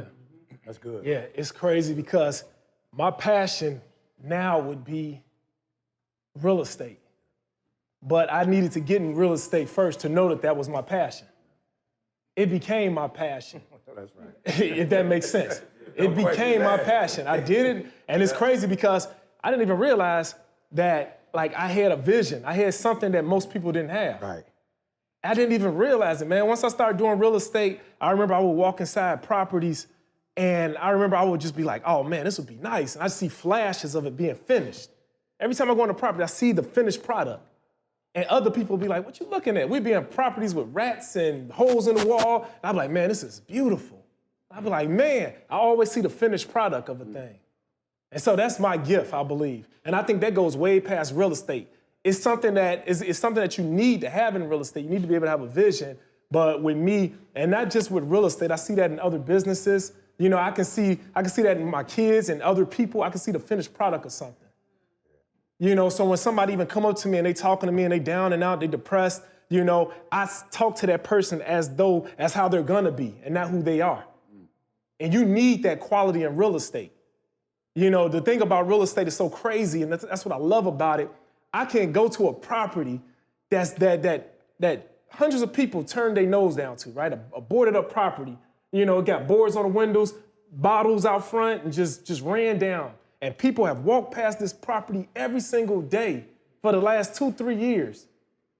And then I go purchase this property. I create a vision for this property. Yeah. I fix it up. And then I clean it up. And then I put a for sale sign on it. And then I can sell it for $200,000 more than what I bought it for. And now people start with a look at it. Yeah, but the thing is, it's got the same address. It's the same property, the same address. So they're not really paying me for the property, E. They paying me for my vision. See that? Good stuff. So I tell people, stop developing properties and start developing a vision. Because people gonna pay you for your vision. That's good. That's good. Can you believe a couple months ago, Maul was like, I ain't no speaker, man. Man, we gonna get out of here and write that book. There you go. Working, right here. We'll take about maybe 2-3 more, guys. Is the mic even working or was just for show? I think it's all just good. for the camera. You using it like it's working. Yeah. Is it on? Check and see if it's on. Yeah, they said. It still ain't on. It's on, he just ain't eating it. Okay. It's on, he ain't eating it. Yeah, no, it's on, he ain't eating it. Okay, He just gotta eat it. Put it closer. Yeah, that's it, keep going. Yeah, I guess it's more for you. So like, I guess you guys just touched on it. Like, you have your passion, you know that. Like, yeah. But I'm at school Monday, Wednesday, Friday. I go to work Tuesday, Thursday, Saturday, Sunday. So I'm out of the house from 8 a.m., 7 a.m. to 8 at night, 9 at night. I have a girl, I have a family. Yeah. I want to do like health and all that stuff. So where is like I guess it's more about like the work-life balance. You guys touched on. I know, like I heard you say before that there was a time when you and your wife were out of the house all the time. Because in the morning, see you later, you don't seem too good about the night. So how, like... Yeah, so one of the things E always talked to me about and said it early on was we got to be able to buy our time back. But there is a season for every entrepreneur. If you want to build something and blow something up, it's going to take some sacrifice. Like, it's just going to take some sacrifice. So for me, early on, before I had kids, my wife was grinding too. So we were both kind of like two ships in the night sometimes, which wasn't necessarily great, but that's what we needed for that moment. But you have to do it with an end in mind, right? It's like, so it can't be one of those things where you start grinding and then forever you just out the house and gone. You have to be able to be on one accord, first of all, if you and your girl serious, you know what I'm saying, gonna put a ring on it, you know what I'm saying? If y'all move in that direction, you wanna be able to have a clear communication with her and say, hey, this is what I'm doing, this is why I'm doing it, and then you also gotta be able to show results. One of the things that I was always, cognizant of is the fact that while financially we may not have been making the bread, she was at least seeing the views go up. We had some tangible things that we could point to say, hey, baby, it ain't money, but here we are getting some traction. We did get into a couple more schools, you know what I mean? Like, we did get a couple more phone calls, and so you want to be able to produce results. Don't expect somebody to just stay with your little dream for the next 5 years and you're not producing nothing, you know what I mean? But there's a season for everything, so just understand that there may be a busy season, but I tell people now, they know I'm done by 5 o'clock. Every day, I'm probably 4:30 now. Because I go get my kids, by 5, they're back home, they got swim lessons, all kind of crazy, like, I'm done. So at 5 o'clock, people think like, oh, you work with ET, y'all just burning the midnight oil. I'm like, I'm in the bed by 10, unless power's on. You know what I'm saying? So there's a time and season for everything, but I've been able to buy my time back now, you know what I mean? So yeah, just grind it out for now, but make sure you got that clear communication and let everybody know, you know what I mean? So yeah, good stuff. What's up, man? Hey, how you doing, man? I'm good. Hey, first of all, CJ, I feel how you be feeling. Yeah. I need the insider too. Oh, man. I'm telling you, bro. I'm telling you. We all need insiders, bro. I know that's right. Coming from a military background, I know how it is when life experiences make you progress in life, right? So for me, I feel like because of my military experience, I've learned how to separate things, right? And I think it was like the last podcast, you were talking about having a dog in you. So it's like, how do you tell somebody who hasn't had that life experience, you can do it? You know what I mean? Because it's like when I was in the military, there were times where it's like, you have to go do this training, but even if you hurt, you either have to do it or you get recycled, you go back, right? And in life, people think like, it's okay, you can continue on. So how do you tell somebody like, it's okay to continue on even though you're hurt? Well, for me, it's I don't tell you to. Like, if you don't want more than what you have, there's no reason for you to. There ain't no need of you having a dog. You try and stay where you at. You know what I'm saying? You good. You know what I'm saying? But if you truly, my son said to me, like, your dad, he has a figure in his mind, like what he wants to make and what he wants to do as a profession. And I love it. So I said to him, well, you can't get that doing what you're doing right now. You know what I'm saying? So if this is what you say you want, and we're looking at what you're doing, how long will it take with what you're doing daily to get to where you say you want to get to? It's not possible. You feel me? So if you want this, then you're going to have to do this. Even if you're not necessarily comfortable with it. You feel what I'm saying? You're going to have to do this, right? So that's my thing. It's got to be a carrot. I got 2 kids. One needs an external carrot. One has an internal carrot. So for me, I'm only pushing you to the extent that you want to be pushed because you throwing pearls at swine, bruh. According to the word you talked about, it say don't throw pearls at swine. So if a person is not receiving what you're saying, you the fool for keep saying it. You a fool. Bruh, listen to me. You wasting time, precious time. They have shown you through the 15 conversations you had that sound good what you saying, but I'm not interested in that. I'm comfortable where I am. I like the life. I don't care what you say out your mouth. Your actions are saying you comfortable, you cool. So I'm gonna keep that conversation. But with my daughter, when I say you need to do X, Y, and Z, she like, got it. She like, Dad, I don't want to go to school in Alabama. Okay, homegirl just told you if you come, you're gonna get the social work degree and she's gonna help you to get your clinical license. So you can go here or you can go here. It's on you. She just told you though, she can walk you through it. Now you saying, I don't wanna be in Alabama. Okay, I feel you. That's 18 months out of your life. For the next 60 years of your life, you licensed and you whatever. So I gave you you met her, you went, you studied under them. It's on you now. We won't have this conversation again. But she said to me the other day, why you ask me again where I want to live? I said, because you told me you want to go to school here or here, so your mom and I are making plans to move here so we can support you so you need to tell me what, because I could go here or I could go here. You understand what I'm saying? I told you, my son on the road. Some stuff happened to him, life, military, some things you can't make people do, but life experiences. So he had a life experience. He got to this ain't working like I thought it was gonna work, Dad. All right, I'm back. Sir, what are you, sir, you said it wasn't gonna work out, it didn't work out. I'm sorry, Dad, I wasted 2.5 months. Sir, what's the next steps? What's the plan? I'm like, here go the plan right here. He said, do I come to Philly or do I go to Alabama? I said, what you wanna do with your life? Philly is about ignite the dream. What you wanna do? He said, I want sport. Then you need to go to Alabama. You need to get in the car.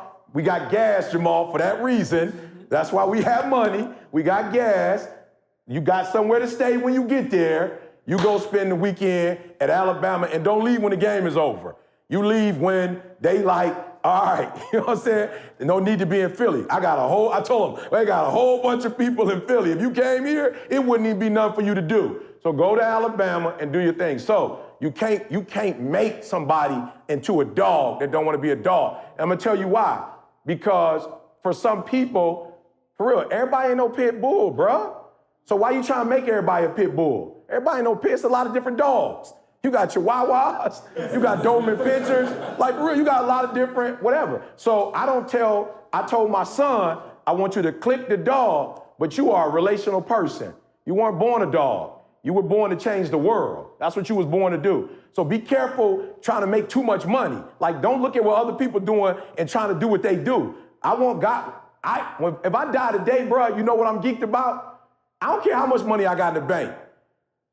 God will look at all the people's lives I touch, and he will say, well done, thou good and faithful servant. God won't judge me based on my bank account, because that's not what he put me on this earth for. God will look at all the lives I changed and say, well done, thou good and faithful servant. That's all I want to hear is well done. So I told my son, you need to go get it, but be careful. That's not what you were born to do. So get what's rightfully yours. Don't get played. Get what's yours. But when you go down there, don't look at it as a financial opportunity. You cook, you wash dishes, you serve, you do what you're gifted at, but you take this opportunity and you go run with that opportunity. So it's not your job to make somebody into anything. You be what God called you to be, and you can support people. And if you see they want to go there, then you teach them how to do it, but don't throw your pearls at swine. That's, for me, biblically, it says don't throw your pearls at swine. So either you're going to follow the word or you're not going to follow the word. We got a fair foul right here, and then we'll take one more question. Yep, my man, you've been waiting all right, here, day. so you got a fair foul? Yeah, he got a fair foul. Okay. So I didn't know that. I didn't know that was allowed. That he allowed anybody else to have a fair foul. You know what I'm saying? I'm He's an outsider. I'm Robert, by the way. So fair foul. So I wake up early. Yep. And of course my wife's still sleeping, so I gotta use the flashlight. And I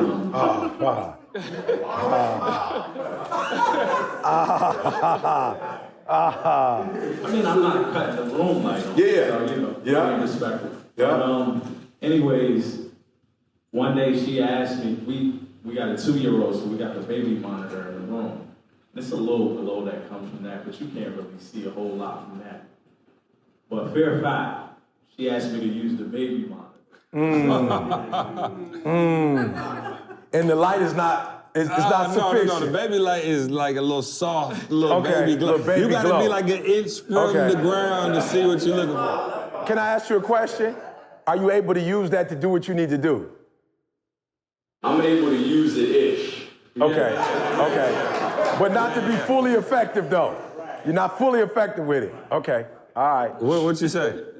5. You can't be I'm telling you, we got a monitor. And the monitor at nighttime, it freak you out anyway, because it's like the infrared, so your child wake up and look and be like this. I don't even like looking at that thing. You know what I'm saying? You see, it's all a whole nother story. But I say foul on your wife's part because it's like the brother man is trying to get up early and handle his business for the fam.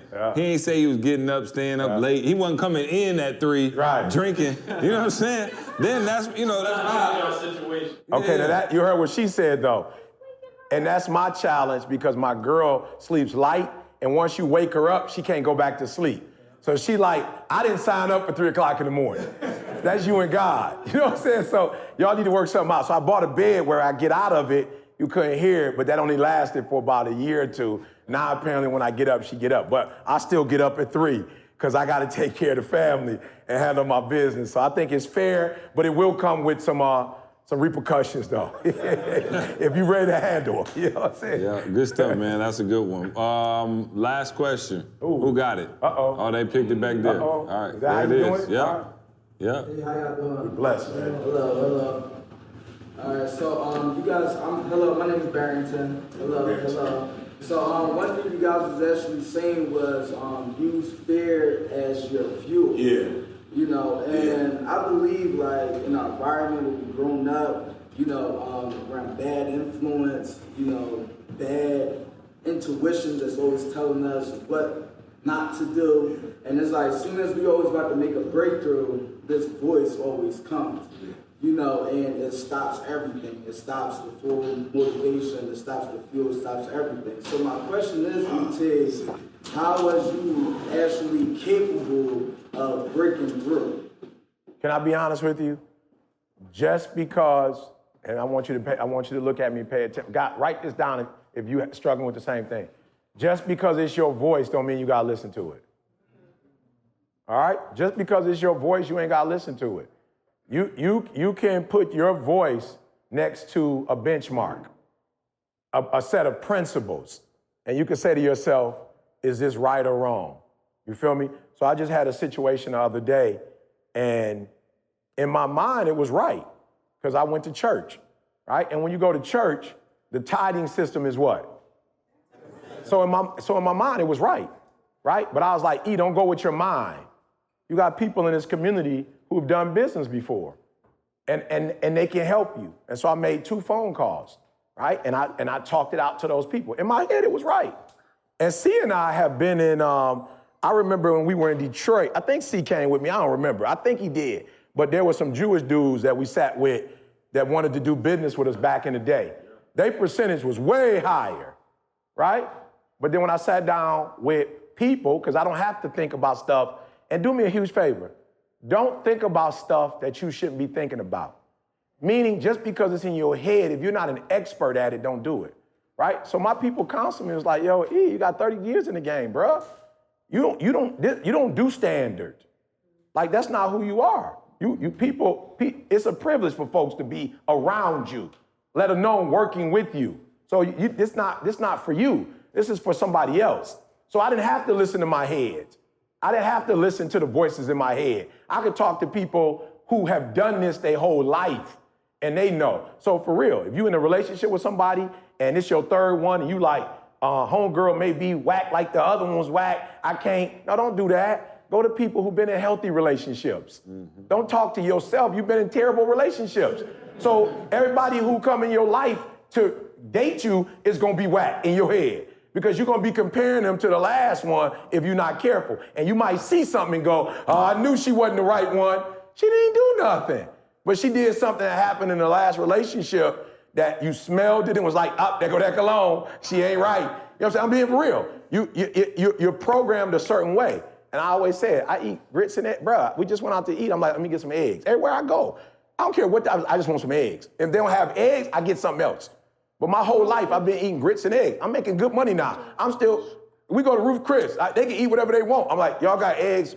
No, we don't got no eggs. I say, you have to. You make macaroni and cheese. You gotta have some eggs back there. Just crack me 2 eggs, make me an egg sandwich, and I'm good. That's what I've been programmed to eat my whole life. And even with money now and going to fancy restaurants, I'm still first thing first. I gotta have an egg. That's the only thing that I can eat some steak or something. It wouldn't satisfy me. The only thing I walk out feeling good about is if I got an egg and some bread. I'm just being real.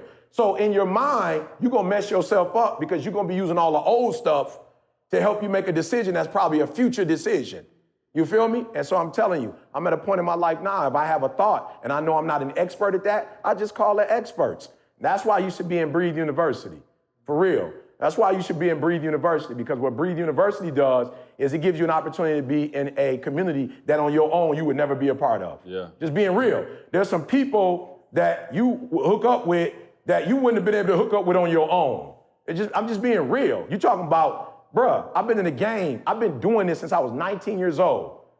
I'm 48, almost 30 years. You know how many people I know? You know how deep-rooted connections are when you've had them for 20 plus years? You feel what I'm saying? So you become a part of Breathe You. You have experts now that you can call. People can give you good information. You have people that can hold you accountable. They do an accountability call every doggone day. Unbelievable. I'm like, how much people paying to get that? Every day you get an accountability call? That's unheard of. The big boys ain't doing that. And if they are, you getting charged 20 grand for that kind of stuff. Ain't nobody on the phone with you every day cheerleading you, right? But that's how big this community is. So I would just say to you, get in the community, get on, what's it called, Facebook, the Facebook groups, and any question you have, like that question, you can ask people that are closer, like you asking me. Bro, you know how long it's been since I've been afraid? That's been a long time ago. You know how long ago I had to think on my own? That was a long time ago. Like I'm picking up the phone with some big dogs, you know what I'm saying, and making phone calls and saying, yo, so-and-so, what do you think? And they're like, if I was you, I would do it. Like, I was just with, Nikki, give me the guy's name that I did the, he's gonna kill me that I can't think of his name, but I did the one-on-one with on Saturday. Ernest. Bro, I'm sitting down with, what's Ernest's last name? I'm sitting down with Ernest, bro. I said, Ernest, between me and you, I'm gonna be real, because I'm a fair dude. Like, I'm a Christian. I owe you, bro, flat out. I don't know how you wanna do it, but you paid to sit down with me, but I learned from you. How much do I owe you? Where do I sign the check, bro? Because for real, what you just gave me, when I do this 8-week course, you just changed you took it from an 80% to 120%. You feel me? Like just the stuff that we were talking about. I'm like, bruh, I'm sitting down, you paying me to talk to you, and the stuff, he like, the back end stuff, I learned all this stuff. I watch y'all, this what you doing wrong, this what you doing wrong, then you need to work on this, And then if you present it like this, it's going, I was like, mwah, give me a kiss in the mouth. It's my birthday, come kiss me in the mouth, right, mwah. So I'm just being real. Ernest, bruh, told me what he's doing from the back of the table, how he doing what he doing. I'm like, yo, bro, for real, I owe you.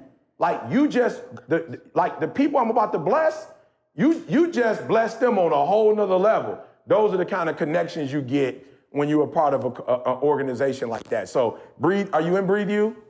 I would get in Breathe You. And soon, because these jokers giving out stuff. Like Where my BU people that make some noise? Yeah. We deep now. Hey, listen, man, that's an hour 50. We're a little over, man, but I figured we would do that. Philly, give yourselves a round of applause. Y'all been great, man. And as always, man, thanks to Q for joining us, man. Shout out to Carl and Maul for holding it down. Everybody in the building. I'm sorry, Nikki, do we have something to get BU now? Can he do it now? He can do it now. Okay, so BU now. Don't go over there while C talking. Go over there right now. Hey, right, we love you. And for those of you listening, we'll see you next week. I want you to focus on here right now. Don't you worry about when you get home. You concentrate on this opportunity. You don't worry about tomorrow. You concentrate on this opportunity with all your might, with all your soul, with all your heart.